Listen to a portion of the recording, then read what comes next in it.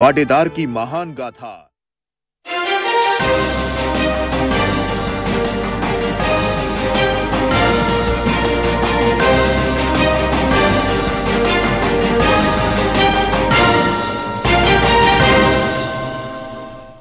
नमस्कार, इस खास बुलेटिन में आप सभी का स्वागत है। मैं हूं आपके साथ भावना नैयर और मेरे साथ है मेरी सहयोगी मनीषा, जो आप तक सांकेतिक भाषा में खबरें प्रस्तुत करेंगी। आइए शुरुआत करते हैं सुर्खियों के साथ। मुख्य चुनाव आयुक्त राजीव कुमार के नेतृत्व में चुनाव आयोग का दल आज से 3 दिन के राजस्थान के दौरे पर आगामी विधानसभा चुनाव की तैयारियों की करेगा समीक्षा।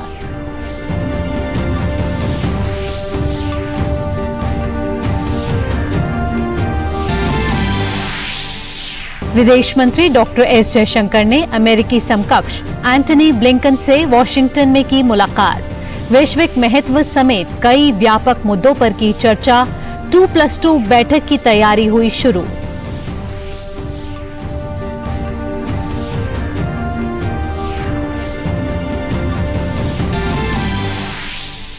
उपराष्ट्रपति जगदीप धनखड़ आज एक दिन के बिहार दौरे पर नालंदा विश्वविद्यालय में शिक्षकों और छात्रों के साथ करेंगे संवाद।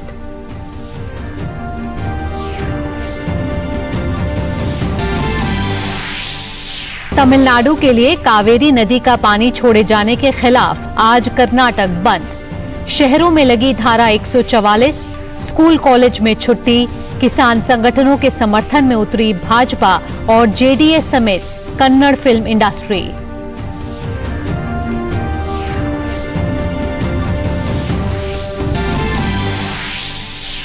प्रधानमंत्री नरेंद्र मोदी कल करेंगे आकांक्षी ब्लॉक के लिए संकल्प सप्ताह का शुभारंभ। भारत मंडपम में होने वाले उद्घाटन कार्यक्रम में देश भर के पंचायत और ब्लॉक स्तर के प्रतिनिधि लेंगे हिस्सा।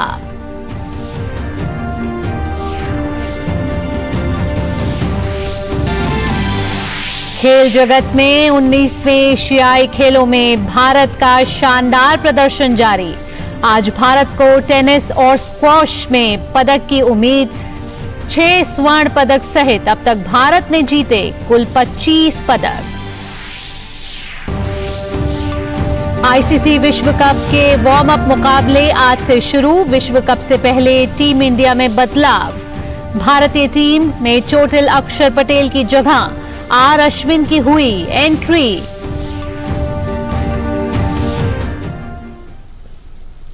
और अब खबरें विस्तार से।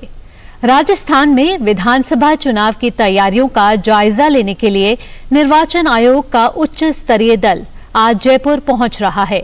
ये दल 3 दिनों तक राज्य में चुनाव तैयारियों का जायजा लेगा। मुख्य चुनाव आयुक्त राजीव कुमार, चुनाव आयुक्त अनूप चंद्र पांडे और अरुण गोयल और आयोग के शीर्ष अधिकारी 1 अक्टूबर तक जयपुर में रहेंगे। चुनाव आयोग का दल आज मान्यता प्राप्त राजनीतिक दलों के प्रतिनिधियों के साथ बैठक करेगा। इसके बाद आयोग राज्य पुलिस, आयकर, उत्पाद शुल्क, परिवहन, वाणिज्यिक कर और कुछ अन्य विभाग के नोडल अधिकारियों से विस्तार से चर्चा करेगा। कल चुनाव तैयारियों में संबंध में राज्य के मुख्य निर्वाचन अधिकारी, राज्य पुलिस और केंद्रीय पुलिस बल के नोडल अधिकारियों की ओर से आयोग के समकक्ष प्रस्तुतिकरण दिया जाएगा। इसके बाद जिला निर्वाचन अधिकारियों, पुलिस महानिरीक्षकों, जिला पुलिस अधीक्षकों और चुनाव से जुड़े अधिकारियों के साथ बैठक कर चुनाव पूर्व तैयारियों का जायजा लेंगे। दौरे के आखिरी दिन 1 अक्टूबर को मुख्य चुनाव आयुक्त और आयुक्तगण, मुख्य सचिव और पुलिस महानिदेशक के साथ बैठक में विधानसभा चुनाव की तैयारियों की समीक्षा करेंगे। विदेश मंत्री डॉक्टर एस जयशंकर ने अमेरिकी विदेश मंत्री एंटनी ब्लिंकन से वॉशिंगटन डीसी में मुलाकात की। एस जयशंकर ने मुलाकात पर खुशी जताते हुए कहा कि बैठक के दौरान वैश्विक विकास सहित कई विषयों पर चर्चा हुई, जिसमें बहुत जल्द होने वाली 2+2 बैठक की तैयारियों पर भी चर्चा की गई। दोनों देशों के शीर्ष मंत्रियों की यह बैठक वैश्विक परिदृश्य में काफी अहम मानी जा रही है।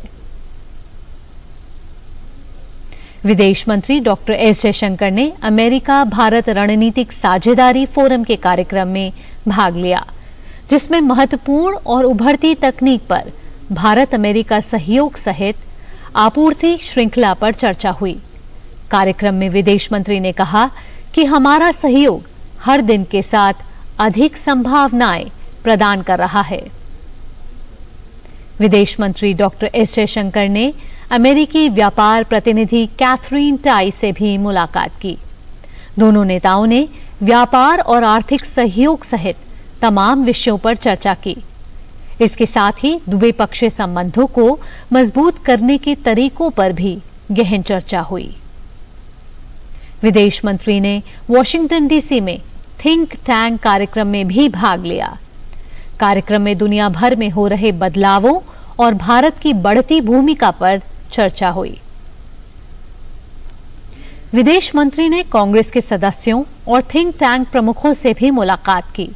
इसके साथ ही प्रशासनिक अधिकारियों और उद्योगपतियों से भी मुलाकात हुई। उन्होंने कहा कि ये मुलाकात भारत अमेरिका संबंधों को मजबूत बनाए रखती है। और अब बढ़ते हैं अगली खबर की ओर। उपराष्ट्रपति जगदीप धनखड़ आज एक दिवसीय दौरे पर बिहार जाएंगे। उपराष्ट्रपति आज राजवीर सहित नालंदा विश्वविद्यालय में शिक्षकों और छात्रों के साथ संवाद करेंगे। उपराष्ट्रपति बनने के बाद धनखड़ का यह पहला बिहार दौरा है। देश भर में समाज के सभी वर्गों के साथ संवाद के कार्यक्रम के तहत उपराष्ट्रपति नालंदा विश्वविद्यालय के छात्रों के साथ बातचीत करेंगे। बातचीत के दौरान 32 देशों के छात्र अलग अलग मुद्दों पर अपने विचार साझा करेंगे। इससे पहले अपने दौरे के क्रम में उपराष्ट्रपति सुबह गया जाएंगे। वे गया में चल रहे विश्व प्रसिद्ध पितृपक्ष मेले में अपने पूर्वजों की याद में विष्णुपद मंदिर में तर्पण करेंगे।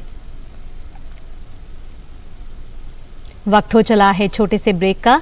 ब्रेक के बाद भी इस खास बुलेटिन में खबरों का सिलसिला जारी रहेगा।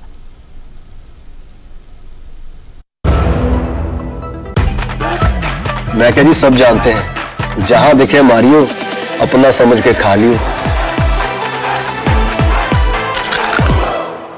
होंगे बच्चे स्वस्थ भले भूलेगा बचपन, इन्हें पिलाओ मुगली घुट्टी 555।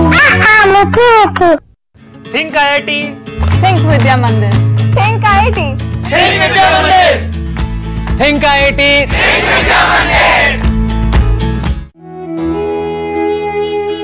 माननीय प्रधानमंत्री जी की अगुवाई में और देश के जाने माने लोगों के साथ स्वच्छता की इस मुहिम में योगदान करें। एक साथ मिलकर करते हैं साफ अपने गली और मोहल्ले को। पूजा घरों से लेकर विद्यालय तक, रेलवे स्टेशन से लेकर सड़कों तक अपनी धरोहरों का मान बढ़ाते हैं। कचरे से पर्यावरण को बचाते हैं, स्वच्छता से समृद्धि लाते हैं। 1 तारीख को अपने घर के आसपास होने वाले स्वच्छता के कार्यक्रमों की जानकारी और उसमें भाग लेने के लिए स्वच्छताहीसेवा.com पर जाएं और #स्वच्छ भारत के साथ अपने फोटो और वीडियोस अपलोड करें ताकि पूरा देश बने स्वच्छ। और यही तो होगी 2 अक्टूबर पर गांधी जी को हमारी सच्ची श्रद्धांजलि। 1 अक्टूबर को 1 घंटे के लिए सुबह 10 बजे से स्वच्छता के लिए करें श्रमदान। शेयर मार्केट में इन्वेस्ट करें, गारंटीड रिटर्न से लाखों कमाएं। ये लिमिटेड ऑफर सिर्फ आपके लिए। नागिन की आंख में कैमरा फिट होता है। तुम भी क्या बकवास में यकीन करती हो? आप भी तो वही कर रहे हो पापा। शेयर मार्केट में कोई गारंटेड रिटर्न्स का वादा नहीं कर सकता। ऐसा कोई मैसेज, मेल या ऐड दिखे तो समझिए गलत है। ऐसे स्कीम निवेशक के साथ धोखा है और कानूनन अपराध भी। कितनी बार तो समझाया आपको। समझकर इन्वेस्ट कर। मैं क्या जी सब जानते हैं, जहां दिखे मारियो, अपना समझ के खा लियो।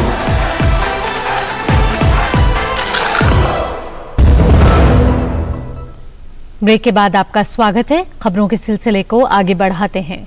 तमिलनाडु को कावेरी जल छोड़े जाने के विरोध में आज राज्यव्यापी कर्नाटक बंद बुलाया गया है। कई स्कूलों और कॉलेजों ने छुट्टी की घोषणा कर दी है और बंद के प्रति एकजुटता दिखाते हुए ओला और उबर जैसी कैब सेवाएं निलंबित रहेंगी। होटल, थिएटर, मॉल सब बंद रहेंगे। राज्य में सिर्फ आपात सेवाएं चालू रहेंगी।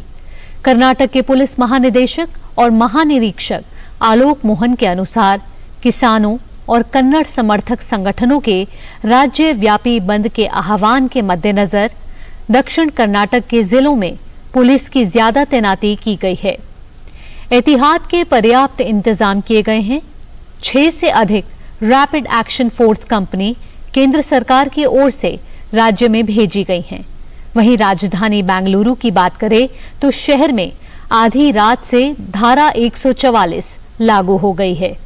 कावेरी नदी का पानी तमिलनाडु को दिए जाने से कर्नाटक के किसान संगठन और कन्नड़ संस्थाओं में सरकार के खिलाफ नाराजगी है। बीजेपी और जेडीएस भी कांग्रेस की राज्य सरकार के खिलाफ लगातार प्रदर्शन कर रही है। हालांकि मामला सुप्रीम कोर्ट में भी चल रहा है। आज के बंद को कन्नड़ फिल्म इंडस्ट्री का भी समर्थन हासिल है।